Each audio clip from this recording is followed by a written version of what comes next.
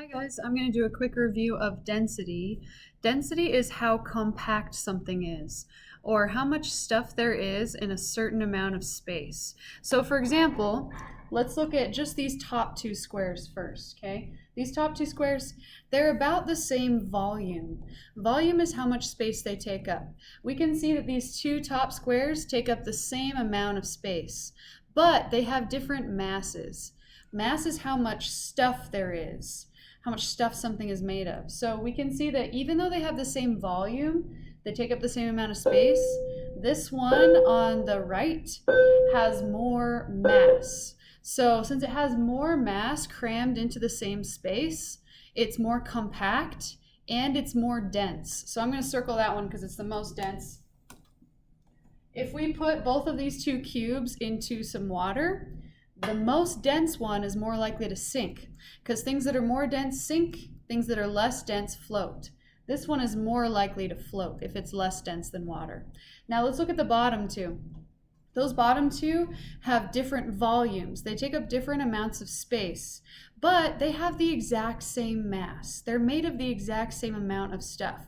You can see they both have two molecules, which isn't real, but it just helps us visualize it, right? So even though they have different volumes, they have the same mass. Which one is more dense?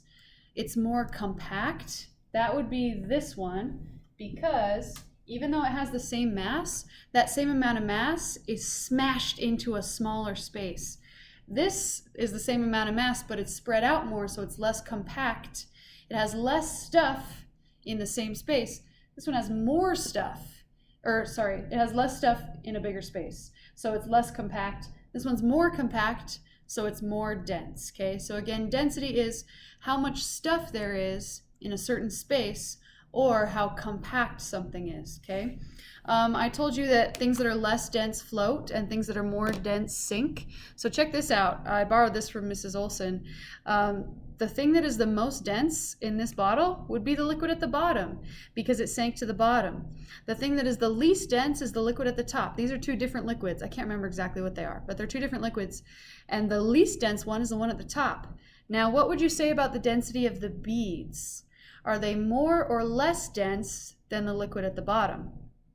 Hopefully you said the beads are less dense than the liquid at the bottom because they're floating on top. Now, what would you say about the density of the beads compared to the density of the liquid on top? Are they more or less dense than the liquid on top?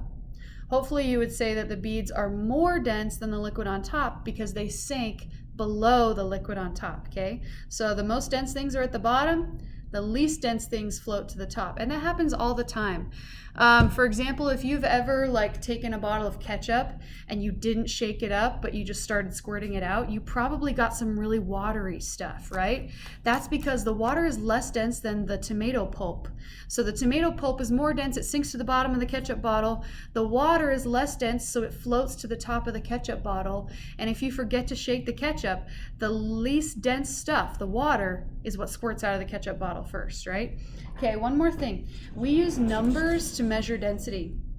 So I've got a list of some different liquids. The bottom one's not a liquid, but the rest of them are, and their densities. We measure the densities of liquids in grams per milliliter, and we measure the density of solids in grams per centimeter cubed, okay? They both mean the same thing. It's just one is for liquids and one is for solids. So if we look at this list, which substance is the most dense out of all of these four things? Hopefully you said that milk is the most dense because look at its density. It's got the highest number. So it's the most dense. So milk, if we put all these things together, and if they didn't mix, which in fact they would mix, but if they didn't, milk would sink to the bottom, okay? What would layer on top of milk? Well, it would be the next most dense thing, which in this case is going to be the water. Water is 1 gram per milliliter. So it'd be milk would be at the bottom. Water would layer on top of that. We know in real life water and milk would mix, but we're just imagining that they wouldn't mix, right? Then on top of the water would be the olive oil would be floating on top because it's the next most dense thing, 0.9 grams per milliliter, okay? Then the last thing on the very top would be the grape. The grape would be floating on top because it's the least dense thing, 0.39 grams per centimeter cubed, okay? So the most dense thing, the milk, would be on the bottom. The least dense thing, the grape, would be on the top, okay? So we do use numbers to measure density. And this also relates to the layers of the earth because the most dense layer of the earth sinks to the middle of the earth. The least dense layer, the crust, is floating on top on the outside. And we'll talk about layers of the earth next. Anyways, I hope that helped you review density.